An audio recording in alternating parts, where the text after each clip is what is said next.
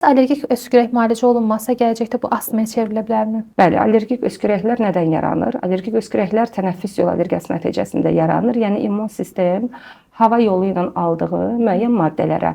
Burada biz ən çox görürük ev tozu akarları, kif göbələyi və bitki polenləri və kimyasallar, nəfəs yolu ilə alınan kimyasallara reaksiya verməsi nəticəsində yaranır və bu allergik öskürəklər əlbəttə ki, astmanın başlanğıc nöqtəsidir. Biz həmişə deyirik, astma bir günün içində, bir ayın içində yaranmır. Astmaya gedən bir yol var. Bu yolun da başlanğıcında dayanır allergik rinit və allergik öskürəklər. Allergik rinit və allergik öskürəklər həmişə deyirik astmanın ayaq səsidir. Yəni astma necə yaranır? Xəstələr aylarla, illərlə ya allergik rinitdən ya da allergik öskürəkdən əziyyət çəkirlər. Yəni hava yolu ilə alınan ev tozumu, nəmmi, kif göbələyimi, polenlərmi, kimyasallarmı bunlara reaksiya verərək burnun və bronxların içi allergik iltihaplanır və pasiyentdə başlayır aylarla, illərlə bu dediyimiz, tərif etdiyimiz öskürəklər başlayır.